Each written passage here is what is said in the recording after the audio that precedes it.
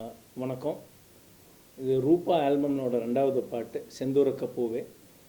இது லிரிக்ஸ் எழுதுனது கங்கை அமரன் சார், அப்புறம் பாடினது வந்து ஹரிச்சரன் சார். இது என்னோட செகண்ட் ஆல்பம், நம்ம ஆல்பத்தில் செகண்ட் பாட்டு. ஸோ இது வந்து ஆக்சுவலாக love base song. I think நீங்கள்லாம் என்ஜாய் பண்ணுவீங்க. என்னோடய யூடியூப் சேனலில் வந்து பாட்டை ரிலீஸ் ஆகிருக்கு. சாம்பர் சார் வந்து பேசுவார் பாட்டை பற்றி ப்ரீஃபாக. ஆல்ரெடி பேசிட்டோம், இது போகிறோமா இல்லை இது வேறு மாதிரி பேசணுமா எனக்கு தெரியல. ஏன்னா முதல்ல வந்து நம்ம எப்படி ப்ரீஃபாக அதெல்லாம் வேணாம், பாட்டை பற்றி மட்டும் சொன்னாங்க. பாட்டு வந்து வார்த்தை வந்து உலகத்தில் வந்து இது மாதிரி ஒரு சாங்கு கிடைக்குமான்றது எனக்கு தெரியாது. ஏன்னா அவர் வந்து பாட்டு எழுதும்போது அவர் மாறிடுவார் ஆள். அவர் வந்து எழுதும்போது செந்தூரக்க பூவேன்னு எழுதினார். உங்களுக்கு தெரியுமா தெரியாதா எனக்கு தெரியாது. எனக்கு செந்தூரக்க பூவே அப்படிங்கிறது ஒரு ஒரு பெரிய ஒரு விஷயம். அது தேடி கண்டுபிடிச்சி வந்து அதனுடைய அர்த்தத்தை சொல்கிறவங்களுக்கு வந்து ஒரு மிகப்பெரிய பரிசு இதில் காத்து கிடக்கு. அதனால் செந்தூரக்க பூவோட நீங்கள் வந்து ஒரு ஃபோட்டோ எடுத்து எங்களுக்கு அனுப்புங்க. நாங்கள் வந்து அதுக்குரிய பரிசை உங்களுக்கு சீக்கிரம் அனுப்புகிறோம். ரொம்ப அருமையான பாடல், மிக அருமையாக இசையமைத்திருந்த முதல் பாடலில் வந்து என் பையனை வச்சு ஆரம்பிச்சுட்டு 2வது வந்து என்னை கூப்பிட்ருக்காரு.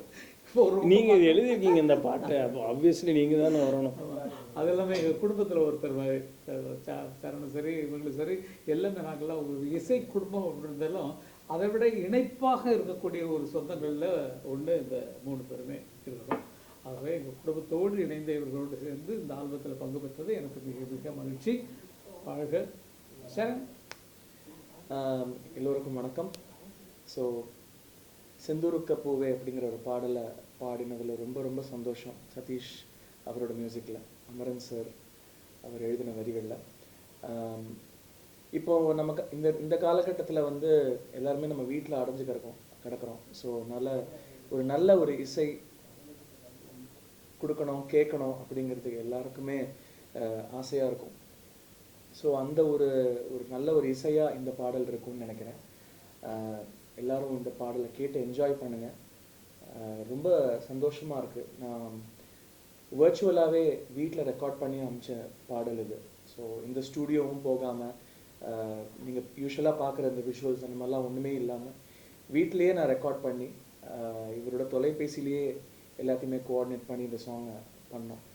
அதுக்கப்புறமா ரொம்ப அழகாக இதுக்கு வந்து ஒரு வீடியோ ரெக்கார்ட் பண்ணி ரிலீஸ் பண்ணியிருக்கோம். ஸோ உங்கள் எல்லாருக்குமே பிடிக்கும்னு நினைக்கிறேன். ஸோ என்ஜாய் பண்ணுங்கள். Keep listening to good music as always. Thank you.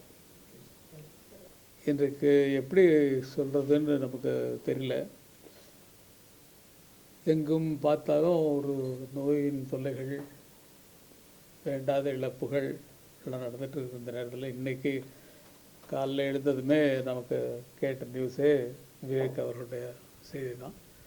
மிகச்சிறந்த மனிதர், மனித நேயமிக்கவர், பொதுஜனங்களுக்காக நிறைய வேலை செய்யணும்னு நினைக்கக்கூடியவர், காமெடியில் கூட சின்ன கலைவாணர் சொல்லி அவருக்கு பேர் கொடுத்தது ரொம்ப அற்புதமான விஷயம். மிக அற்புதமான ரசிகர், இசை ரசிகர், இளையராஜாவின் பக்தன் சொல்லலாம். எங்கள் மேலாம் ரொம்ப அனுபவிச்சிருந்தவர். அவர் இழந்து வாடி தவிக்கும் அவங்க ஃபேமிலி மட்டும் இல்லை, அதே அளவுக்கு அந்த ரசிகர்களும் ரொம்ப தவிச்சிட்ருக்குறாங்க. அதில் நம்மளும் ஒன்று. அந்த அருமையான ஒரு சிந்தனையாளர் இல்லாமல் போனது மிக வருத்தமான ஒரு செய்தி. அவங்க குடும்பத்துக்கு எப்படி ஆறுதல் சொல்கிறது நம்ம பேசுகிறோம், ஆனால் அவங்க குடும்பத்துக்கு என்ன ஆறுதல் சொன்னாலும் அது வந்து ஆறுதலாகவே இருக்காது. இழந்ததற்கு ஈடு செய்வதற்கு ஒன்றும் இல்லை. ஆகவே இது மிகப்பெரிய இழப்பு நமக்கு எல்லாத்துக்கும். எல்லோரும் அவங்கவுங்க உடம்பை நல்லா பார்த்துக்குங்க. நல்ல திடகாத்திரமான இந்த சூழ்நிலைகள் ஒரு மாதிரி இருக்கிறனால எல்லாருமே தன்னைத்தானே பாதுகாத்து கொள்வது ரொம்ப நல்லது. விவேக் அவர்களின் ஆத்மா சாந்தி அடைய எல்லாம் வல்ல இறையருளை வேண்டுகிறோம். விவேக் அவர்களுக்கு சமர்ப்பணம்.